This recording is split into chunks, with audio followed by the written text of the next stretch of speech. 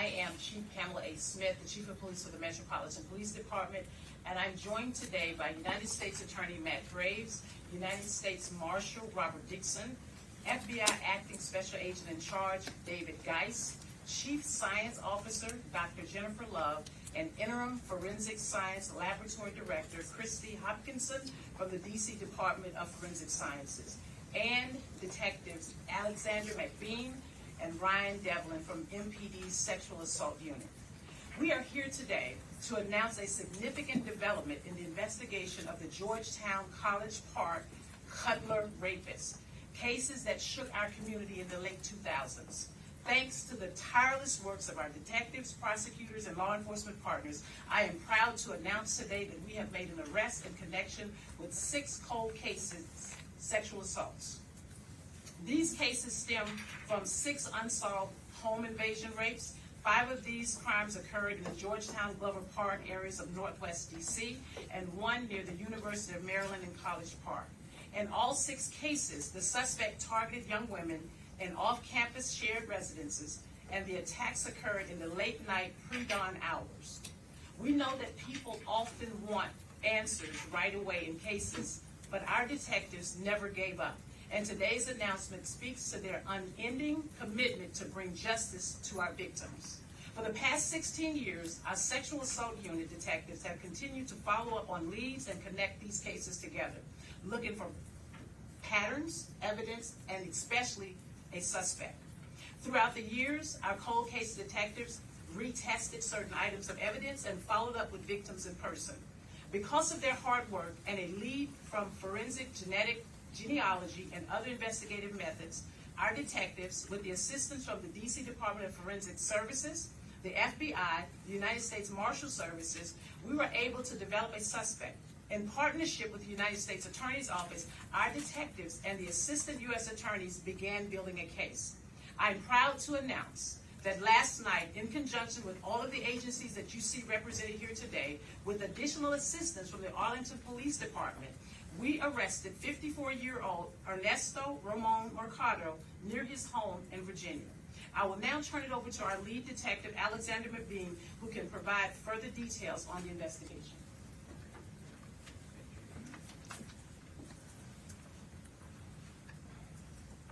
Good afternoon, everyone. I'm Detective Alexander McBean with the Sexual Assault Cold Case Unit in the Criminal Investigations Division at MPD. Since 2006, our office has been working to track down a prolific serial offender who preyed on young women in Georgetown, Glover Park, and the University of Maryland College Park areas. This case has been actively worked by law enforcement since 2006 and is a case that MPD Cold Case Team has been working on for nearly 10 years. Through further investigation, our team determined that just one suspect was responsible for a large series of home invasion sexual assaults and sex-related crimes over a several-year period through at least 2012. As time has gone by and DNA testing has advanced, we were able to forensically link 6 offenses, 5 in the Georgetown, Glover Park areas of DC, and 1 in College Park, Maryland, to the same DNA profile. Years of effort finally paid off this week when we were able to confirm that 54-year-old Ernesto Ramon Mercado of Arlington, Virginia, as the perpetrator in these 6 cases. We'll now take a moment to show you 2 images of Mercado. The image on the left of the screen is a driver's license photo of Mercado from 2010, around the time of the offenses we're discussing today. The image on the right is a more recent photo. We're showing you Mercado's picture today so that anyone who recognizes him and has information on any other incidents that may be related to us, to this investigation, to call us immediately at 202-727-9099 or text 50411. Our investigation uncovered that in each case, Mercado likely identified his victims through stalking and peeping Tom type activities. He targeted sleeping and intoxicated victims in their homes with the intent of raping them. Once his victims woke up, he would flee the scene. Forced entry was used in a number of the cases, and the victims never reported anything stolen. In the media reports at the time, this suspect was labeled as both the College Park Cutler and the Georgetown Cutler. Over the years, this term has only caused more harm to our victims. This man is a predator, and his intent was not to cuddle these women, but instead his intent was to rape them. And it was only when they would wake up that the assault would end and he would flee. We want the victims of this man to know that law enforcement has never stopped working to identify him and hold him accountable for these terrible crimes. From the start of this investigation, our team has worked closely with the prosecutors from the United States Attorney's Office to build this case. And at this time, I would like to turn it over to the United States Attorney, Matt Graves. Thank you, Detective McBean. Good afternoon, everyone. I am Matt Graves, United States Attorney for the District of Columbia. Sexual assault cases are among the most heinous cases that we prosecute. And where the perpetrator is unknown to the survivor, there can be a host of challenges to identifying the assailant. The seriousness of these offenses and the complexity of investigating them is part of the reason there is a longer statute of limitations for our most serious sexual assault offenses than there is for most other crimes that we prosecute. Even when our initial investigation does not lead us to a suspect, we never forget our survivors, and we never give up on solving the case. Roughly 7 years ago, our office partnered with the Metropolitan Police Department to start a cold case sexual assault initiative. The idea behind the initiative was for some of our most experienced sexual assault prosecutors and detectives to dedicate their time exclusively to re-examining older sexual assault cases where we had previously been unable to develop a suspect. Using ever-improving investigative tools, including advancements in DNA testing, the team is able to develop leads that were previously unavailable to us. This initiative has led to the identification and prosecution of perpetrators in dozens of formerly unsolved cases. Our office is proud to join our law enforcement partners in announcing the Cold Case Sexual Assault Initiative's latest success, the arrest of Ernesto Mercado for 5 stranger home invasion sexual assaults of young women between June 26, 2008 and August 31st, 2012. I want to take a step back and contextualize this arrest. The data shows that most sexual assault victims are attacked by someone they know. Stranger assaults are a minority of all sexual assaults, and assailants who serially assault strangers are an even smaller subset of these stranger assaults. Stranger rapes can be among the most difficult crimes to solve. From 2006 to 2012 in the Georgetown area, young female college students and recent graduates reported being sexually assaulted in the early morning hours while they were home asleep. Multiple young women reported that in the early morning hours, they woke up to a stranger in their bed, touching them, who then fled. In the cases he is charged with today, Mercado allegedly broke into the victims' homes and raped them while they were sleeping. These were all horrific crimes that remain unsolved despite law enforcement's best efforts. DNA evidence from the rape kits of the courageous survivors and from evidence collected at crime scenes tied 6 of these cases together. 5 that occurred in Georgetown and 1 that occurred in College Park, Maryland. By 2016, DNA testing showed that the DNA from these 6 cases came from the same assailant. While this was an important breakthrough, it only showed that the same person committed these 6 offenses. It did not tell us who the perpetrator was. Law enforcement and prosecutors and advocates in my office never stopped working the investigation. Through the use of forensic genealogy and exhaustive, old-fashioned detective work, including interviews and public record searches, our team recently identified Ernesto Mercado as a suspect. Late in the day on Monday, we obtained a warrant in Virginia requiring Mercado to submit a DNA sample. We obtained that sample yesterday morning, submitted it for rapid DNA analysis, another tool that has only recently come into existence, and had a DNA match by early afternoon.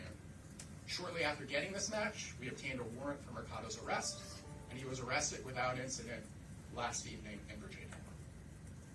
He's being presented in court today on 8 counts of felony sexual abuse for these 5 rapes. The defendant will face a maximum sentence of life imprisonment if convicted of offenses related to 2 different victims.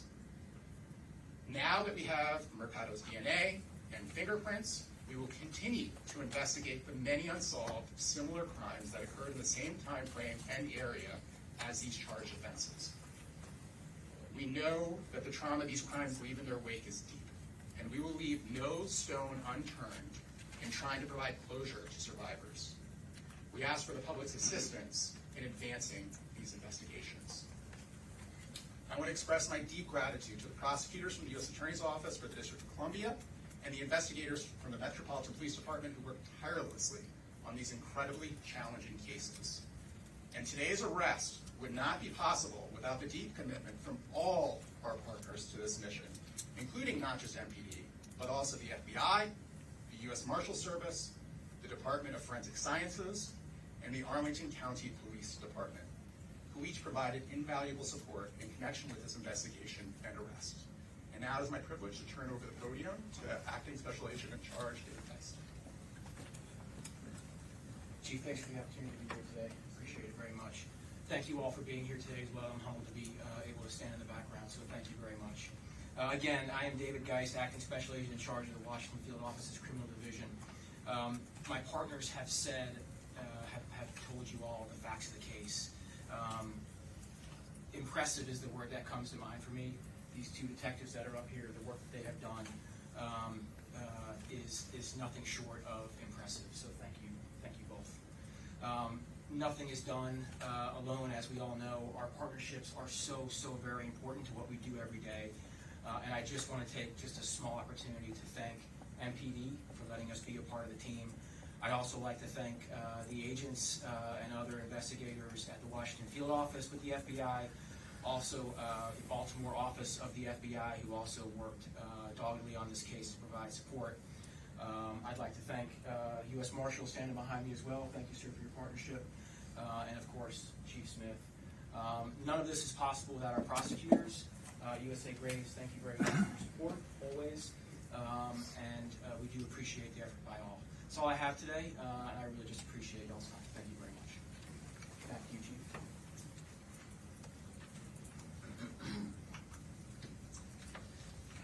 Certainly, this is a culmination of really long hours, long days, a lot of work, a lot of DNA testing, evidence, but more importantly, the fact that we have law enforcement officers, detectives at the Metropolitan Police Department, and our partners who never gave up. And I think that's what today is a reminder of, is that sometimes we have these criminal elements that take place and crimes that take place, but we are never asleep when it comes to making sure that we're putting our best foot forward, bringing our best detectives in this space, partnering with our federal law enforcement partners, the U.S. Attorney's Office, to ensure that we bring these cases to a close, and we will continue to do that throughout this process.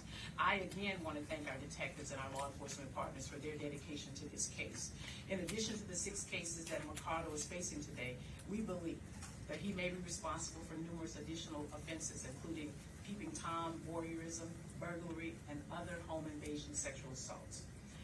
Again, I will reiterate, for those of you who are watching today and you see the face on the screen, if you are a victim of a sexual assault and you have any information related to these or other cases, please call us at 202-727-9099 or text 50411, and you can remain anonymous. We will now take any questions that you may have. Mark. Chief or U.S. attorneys, whoever wants to answer, or actually Detective McBean, my first question for you is, how long have you been on this case personally? Personally? Yes. 10 years. And then can I ask, do you think he stopped in 2012? Reading the Gerstein, it appears that you were tracking his vehicle. There was some concern that he may have been working as a rideshare driver late at night. Is there concern that he may have still been actively assaulting women up until the day you arrested him? The last case that we have that's linked by DNA in this case happened in 2012, but of course we are always concerned with that possibility, which is why we're asking for any additional information from the public. And then, how did you get the DNA match? Is this something like 23andMe, a family member did something and then it linked, you said searching public documents. What was the thing that really got you from 2016 when you knew it was somebody to you knew it was him? Well, there were several investigative leads that we used to get to where we are today. One of them is forensic genetic genealogy. That is a tool that was used in this case that's outlined in the tools and among other partners, there were several investigative steps that led to today. Yes, ma'am? Hi, I'm Jenny from the Washington Post.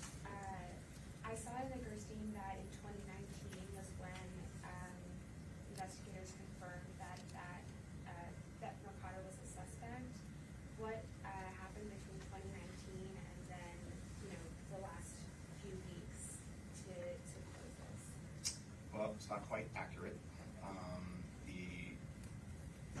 Mr. Mercado was identified as a suspect only a few weeks ago. In 2019, 2020 timeframe is when the genetic genealogy investigation came into play. Okay.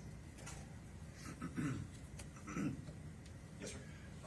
The U.S. Attorney indicated the dates of 2008 to 2012 of the 5 offenses in Georgetown. What's the date of the College Park offense? 2009.